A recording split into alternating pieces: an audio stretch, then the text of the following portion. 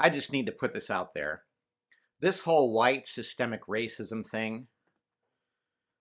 Now, is there systemic racism and are some white people in power, mostly white people in power? Yes, I get it. I understand that.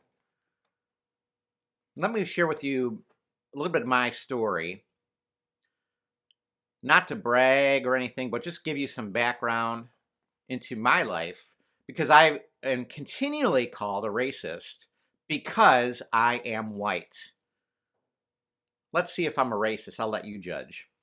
Our family was raised in Chicago during the race war.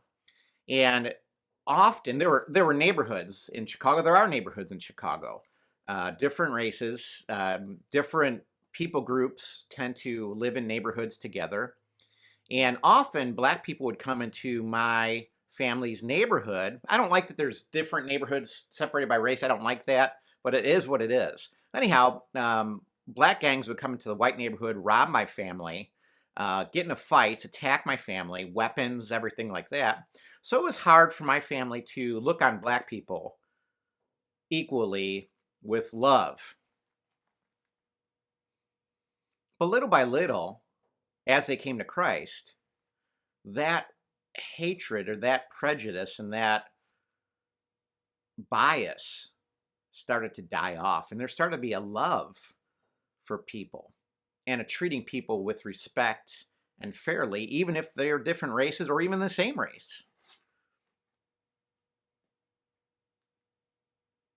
I've been beat up physically, beat up for being friends with people of different races, for being friends with people of different classes. I've had people come at me because I've called them out on being racist. And particularly one time I was sitting at a meal with someone and they were using N-word this, N-word this. And I looked at them and I said, you call yourself a Christian and you talk about people that way?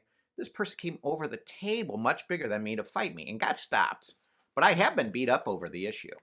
I've been into several arguments. I've confronted people, usually kindly, and just a comment when I hear a racist joke. I have friends who are different races from different cultures. I have family that have different skin color than me, and I love to hang out with them, give them hugs and stuff like that. I like to say I like to treat them just as badly as I do anybody else. But lately, I've had people say I was racist, and I've said, I don't know how I'm racist. And the reason why I'm racist is because of my skin color. They're doing the very thing they don't want me to do. I've worked in a company where there's been 500 employees in a multiracial area, and 100% of them were white. And I called out leadership on that. I said, doesn't this look a little bit odd? And I've gotten in trouble at work, put my job on the line for this.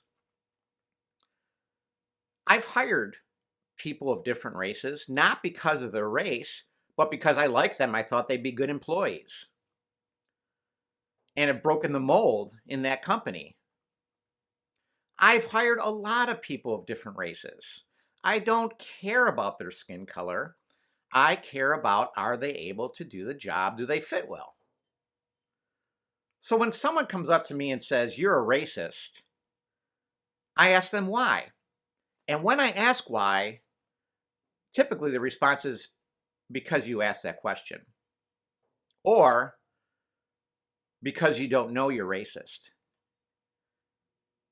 That's dysfunctional. That is wrong. Guys, you need to get over that assumption that people are racist because of their skin color. You don't want someone thinking, oh, that person must be a thief, or that person must be a poor employee because of their skin color, right? You don't want us doing that, white people doing that. So don't do that to us. If you want to deal with racism, have conversations, but don't accuse us of being racist where we're not. Unless you know of a certain situation that you can point out. If you want to spend energy fighting the race issue, which we all do from time to time, maybe some people don't because they don't deal with it. Go after a racist. I know it's hard because you might get into a fight, but don't attack someone who isn't racist to feel better about yourself. Be a part of the solution. Quit being used by Satan to divide people. May we not show favoritism, but may we love people that God has created and remember, like Ephesians 6 teaches, that Satan is the enemy. Our struggle is not against flesh and blood. I just had to say it. May God's Spirit lead as He needs to. Have a good day.